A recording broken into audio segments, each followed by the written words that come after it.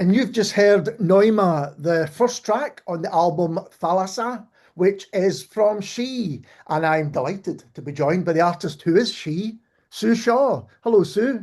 Hello, so nice to see you, Alistair. Thanks so much for having me. There is so much to talk about. But I guess first, can you give us an introduction to the album, to Thalassa? Yeah, I can. It's a record that's been in creation for almost 4 years now and various different stages of development, inspired by time in Egypt, in Alexandria.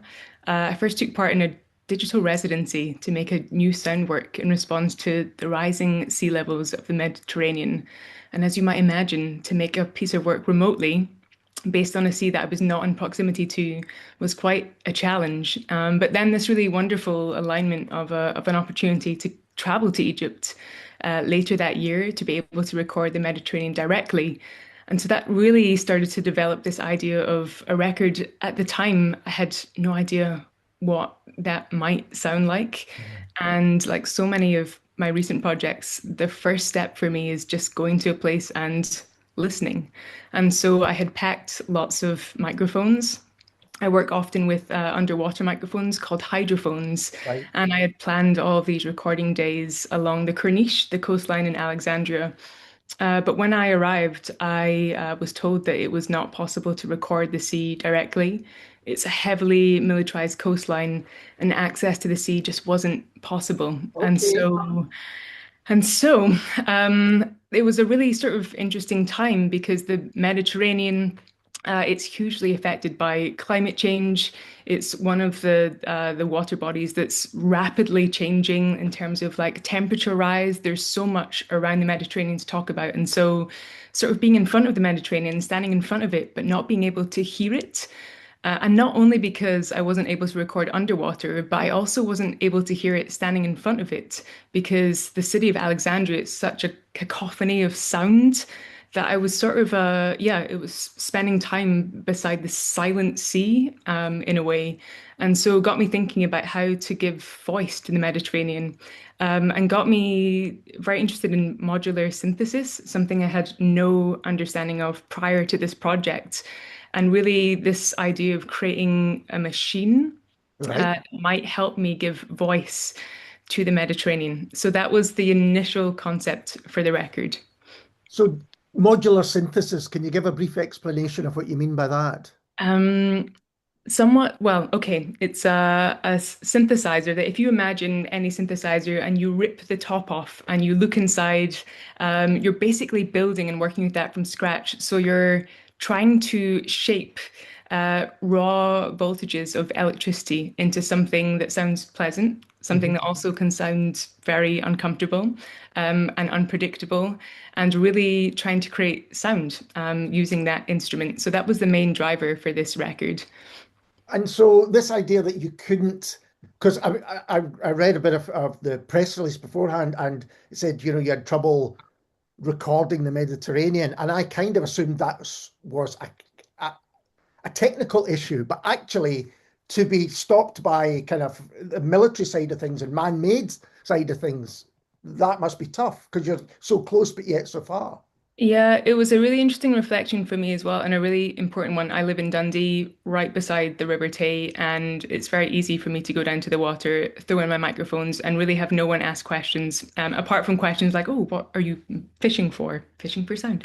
But yeah, I've never really had that challenge before, where I've gone somewhere with a very specific recording approach or process in mind, and it's just not been possible. But also just in terms of Egypt, it's quite a challenging environment also around sort of taking photographs of the sea with cameras, and you have to be really careful, especially if it looks like you might be documenting or collecting information in a particular way. And so yeah, I guess that sort of reflection on access to the sea and censorship and yeah, all of those things that come into play. Yeah, I mean, I guess arriving in such a place with a bag full of microphones could be problematic. We could spend a whole hour talking about the number of times I've been held at airports. Both with since then building the modular synthesizer, because the modular synth is not an instrument that you probably want to be trying to take through an airport. There's lots of Yeah. cables and it looks a little bit suspicious. But yeah, especially with these hydrophones and contact microphones, they're on these long cables and I can appreciate how it does look a bit suspicious. I've been asked often if I'm a spy or a journalist or doing some undercover work. But yeah, really just there to record the sea where possible. And also, I take it that the project, you had to have proximity to the city itself because, I mean, I guess people might say, well, there are parts of Egypt you can go to the beach because I've done it myself. But was that important that you had to be there, and therefore that silence, as you talk about it, becomes part of the project? Yeah, so Alexandria is a really fascinating city. The project was it was a commission from British Council. It was a creative climate commission. And so I was based there at a wonderful studio called Bazaria. I was there for 3 weeks based in the city of Alexandria. And Alexandria is fated to be underwater. There are two Alexandrias already underwater. And even with sort of light rainfall, large parts of the city are completely inaccessible. I think it's something like the prediction is by the year 2050, almost all of Alexandria will be uninhabitable. And so, really wanting to, yeah, base myself in the city and also sort of learn about what that must be like living in a city where you know it's fated to be underwater. I live in Dundee, the river is right there. There are also predictions that parts of the waterfront in Dundee will be underwater, perhaps in my lifetime, but it's not something that I'm aware of every day. Whereas in Alexandria, already walking along the Corniche, when the tide, there's wind, and there's already these huge concrete blocks as a way to try and, yeah, stop the water from rising in and across the city. And so, yeah, it's definitely something that is very present and that you're very aware of that Alexandria is slowly sinking whilst you're in the city. So that for me was, yeah, it was really important to stay in the city and to try and make a project that was very much based on my experience of being there. And today, obviously, there's a lot of recording of nature, call it sound sculpture, whatever someone wants to how to describe it, but actually recording of water, I think that's more rare. That's something, and you can hear it. I think you can hear it in some of the tracks on the album, or on the album as a whole. Um, the practicalities of that, is it just putting your microphone in the water? Yeah, it's quite interesting, and I get asked this question a lot. Doesn't all water sound the same? And Yeah. in one way, I guess it depends for how long you're listening for it. It can do, but the longer that you listen, the more that your sort of ears pick up on these subtleties. I found over a few projects in Egypt. I was also working in a project in Iraq and Kurdistan and in Brazil where the water and the sound of water can tell you a lot about health of the water body, about pollution. There have been water bodies that I've gone to record where I haven't perceived any sound or activity at all, which in one way can be quite worrying. Mhm. Um, and in other ways, yeah, there might be another reason for that. In Alexandria, I think there was something so interesting about not being able to hear at all what it sounded like in the Mediterranean. And that's something that I guess really there was a lot of imagination, I think, for me in recording the record and trying to perceive those sort of different stages of entering the water, starting with, yeah, submergence and then back to emergence at the end of the record. So sort of charting this journey down to the depths of the Mediterranean. But yeah, I think over maybe 3, 4, even 5 years now of recording and working with hydrophones, these recordings do and can sound quite different depending on where I'm recording and sort of the depths I'm recording as well. Yeah. I mean, there's a piece that it says the album is built around breath and transformation. And I think we heard that on the track that we heard earlier as well. Can you talk a little bit more about that? The idea of breath, I think, is interesting.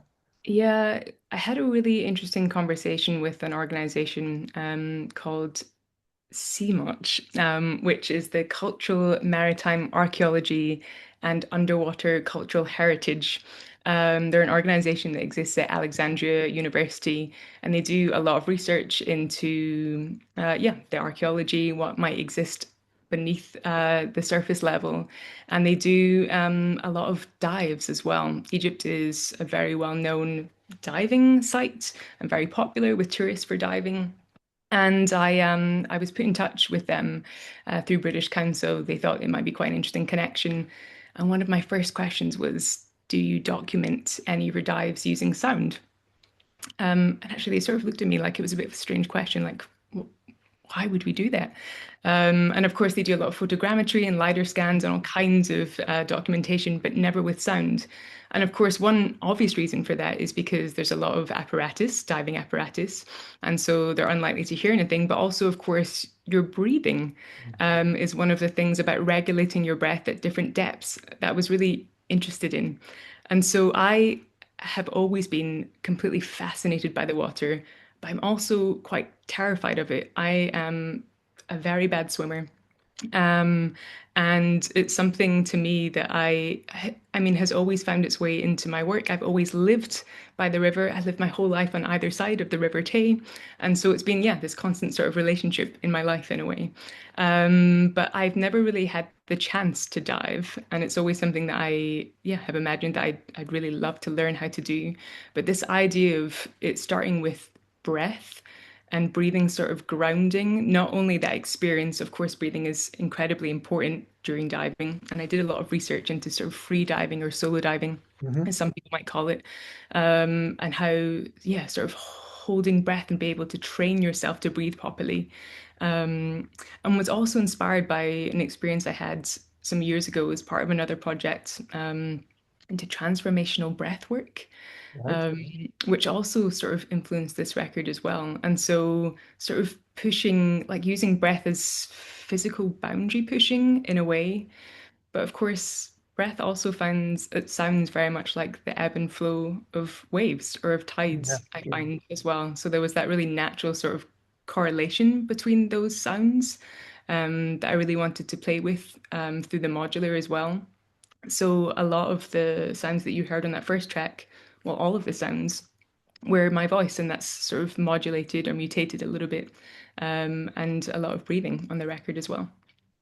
And there's another tension that is mentioned between stillness and urgency. And I think in a moment we'll hear the track A Lasso, which I think you can hear it on that one for sure. But Mhm. can you talk a little bit about that tension? Yeah, I think there's always a challenge, I think, and this record's definitely speaking to this huge ecological crisis that we find ourselves in, and sort of questioning what do we do about that?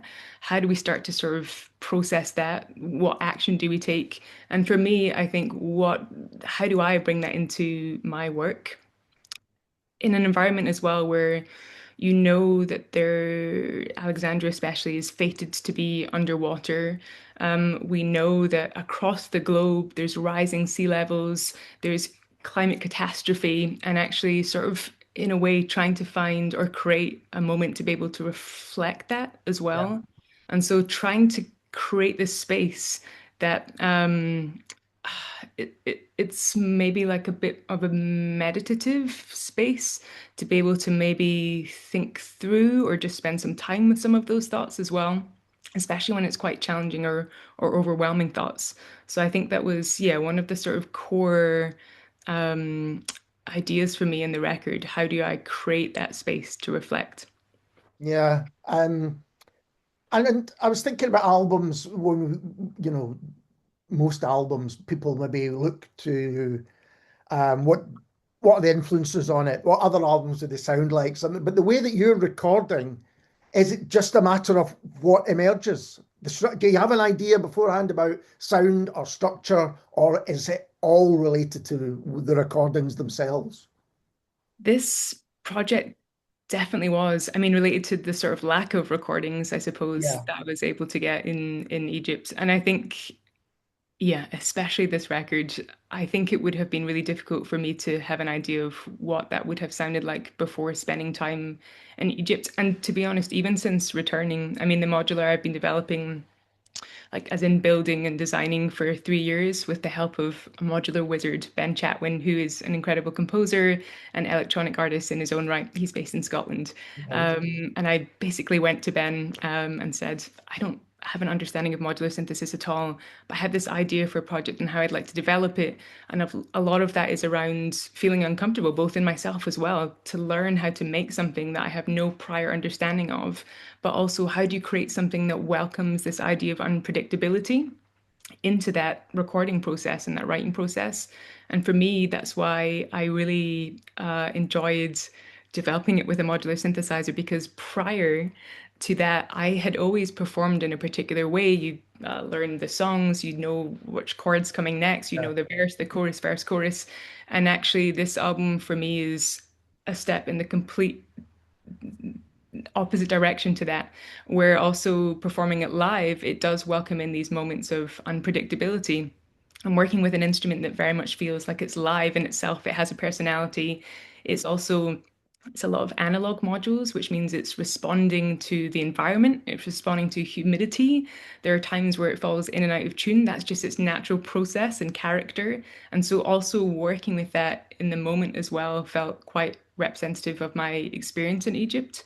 I think sort of adapting an idea or a project as you go, because there's just so many different parts to consider around what is possible, what's not possible. Was it possible to record when it's not possible to visit certain areas? How else do you bring that into the project in another way? And yeah, I think having to be completely open to not really knowing what the outcome would be, but just yeah, I guess believing in that process in a way, yeah, was quite important, but also quite difficult. I think sort of going through that process as well. Or what you seem to be describing is almost something that's living and breathing in the modular synthesis itself. Yeah, it certainly feels like that. And I think it's probably an instrument that I will be learning forever. I'm not sure there'll ever be a time that I will be able to confidently say that I understand 100% of what its capability and what it can and can't do. And in a way, it feels very much like getting to know a person. You can know someone for many years and then find something a little bit new about that person. And yeah, it feels like it's a relationship in that way, very much. And you mentioned playing live there, and I know you played fairly recently at Celtic Connections. What's it like to play this music live? I haven't played the record Okay. live, so the first show will be in Edinburgh that's been announced. That's on the 30th of May, and that will be the first sort of sharing of the record in this format. I've been taking the modular out and performing with it for the last couple of years just to kind of test how that feels. And there's also something really important for me about not relying on a laptop. So everything that you hear as part of those performances is happening then and there.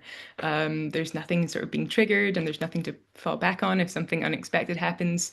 So I'm really excited to perform this one live, especially after several years as well. It feels like, yeah, since I released my first record, it was just the year before sort of Yeah. COVID and lockdown, and it'd be nice to really return to performing again. So I'm looking forward to that. And I'm interested in, you said you've kind of always lived near water. And do you think that seeps into you as a person, but as a musician, all of those things? Do you start to kind of take it for granted or not notice that there is water close by, or do you think it's kind of always there? Yeah, it's really interesting, and I do wonder. I'm really curious about other people's thoughts. People living so close to water as well. I visit the river every morning, and it's never a walk that becomes boring for me because the river is always different. I mean, where I am, it's more the estuary with the North Sea and the Tay River. But yeah, it's always different, and so I wonder if there's something that I wonder if there, for me, is there a reliance on the water or needing to be close to it in some way. I don't know if that's something from childhood, and I guess it's quite hard for me to know because I've never not lived close to water. And Yeah. so, yeah, I definitely think it's something that I need in my life. But of course, our reliance on water, it's so important, and I do wonder if it's something that we think about and how all the water bodies are connected, how everything is connected. And yeah, even this sort of correlation again. thinking about Dundee and then thinking about Alexandria and rising sea levels and looking at prediction maps across Scotland and then just sort of realizing, yeah, that in our lifetime, our coastlines will look massively different. And yeah, how do we think about that now and process those thoughts too? Because I think in the album, and it may be something we've already touched upon, it there attention. There is the kind of ambient aspect, and I think when you hear some of the sounds that you have on it, it's a relaxing feel. But there's a kind of unease there as well. Yeah. Listening, it's, particularly on some of the tracks, it maybe goes back to the instrument itself. But is that something that again just kind of emerged? Yeah, it's something when we think about the sea, and again, really interested in like doing a lot of research into this idea we have of the sea, and it's so unexplored in so many ways. We just don't really know much about the sea at all. And I think for a lot of people, this idea that the deeper you go, the darker and the quieter it is, and that there might not be any life down there, and actually really wanting to sort of yeah, to bring that into the record that there is this fear of the unknown, but actually something that I think we need to be more willing and more curious about to explore sensitively. And yeah, I think there's both this real like beauty and unease, and I think it's there's many contradictions there also for me. I mean, I shared earlier about yeah, wanting to be so close to something that also sort of terrifies me in a way. I'm not very good at being on boats, for example. There's in a way it's quite peculiar that so much of my time working is in water and Yeah, with yeah. microphones and actually not really being able to spend much time on the sea or swim very well. But yeah, I think it's that contradiction for me as well that I wanted to bring into that. And I think that kind of runs through the writing process for me of the record and the recording process as well. Even going back to that sort of breathing aspect, and sort of learning foundational breathing techniques that free divers would learn before attempting free dives. And I think, yeah, there's a lot of learning in that for me, I think, as a process too, that I sort of felt. And do you think the themes on this album are themes that you will kind of always return to? Or is this, I've now done this and I'll move on? I mean, it feels to me, and maybe it's just the nature of the album that it's kind of, there's not a beginning and an end, so to speak. It's Yeah. quite fluid in that sense, and you're kind of introducing it even the way the opening track opens, soft coming in, and then, throughout the album, there are different waves in terms of volume, in terms of sound, all those things, and then it kind of leaves at the end. I don't know if there's a question in there. I'm not even sure there is, but there's something that you'll always kind of be interested in. This feels like a small part. That's really nice to hear as well. And thanks for spending time with it because it's always, I suppose it can be a bit of a challenging listen. And as you had shared at the beginning, it's definitely a record that there's very much this journey in mind, but I guess it's going against the tide in a way of maybe a more conventional album with sort of tracks at certain lengths and you can sort of jump in at any point and maybe like the best single is track six, but maybe you could jump to the track one Yeah. because it's got the beat and yeah, it's definitely a little bit different in terms of its structure. And there's a hope that maybe the more you listen to it, you pick up on these other things as you go, similar to maybe your experience of listening through hydrophones. Yeah. And during projects where it has been possible, I've absolutely found that when you the listen that the longer that you listen, the more you begin to perceive. And so there's this sort of encouragement in a way that, yeah, I hope that with the record, people feel the same way that I sort of bring people on that journey with me Yeah. to the depths of the water. And actually, that feels quite exploratory. And there's definitely moments of, yeah, there's definitely uncomfortable moments and quite unpredictable moments. But that's sort of all part of it as well. And I guess you're right, there's not really a conclusion as such, and that should also be absolutely open to interpretation. Certainly for me as well, I don't have a conclusion in my mind of that being the end. Is that emergence that you're back on the surface? Is that an emergence, but actually you're still at the depth and you've found something else there? I think there's a big question mark for me in that too, which I really enjoy. Um, but yeah, there's definitely something about trying to sit with those sounds and see how your ears might expand. Yeah. And we played the track earlier on. We're going to play the track A Lasso in a moment. And what I will say is, although they are great on their own, I think this album really makes sense as a whole. It's to be listened to from the beginning to the end. And also, it's an ambient album that, I wouldn't stick on in the background. Listen to it closely, and because it actually brings up quite a lot of feelings, unexpected feelings I'm going to have to think about myself and explore exactly what those are, which is interesting. No, that's really interesting to hear. And yeah, I think that was it too. I didn't want my experience to be everyone's experience listening to the record. And I also appreciate that my time in Alexandria was, of course, yeah. What am I trying to say here?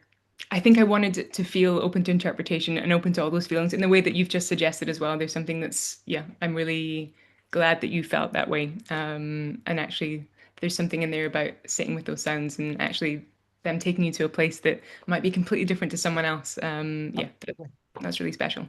Yeah. Well, Sue, thank you so much for taking the time to talk to me. It's such a fascinating album with so many themes. We could talk for much longer, I'm sure, but for now, thanks very much. Thank you so much for having me on. And this is She and A Lasso.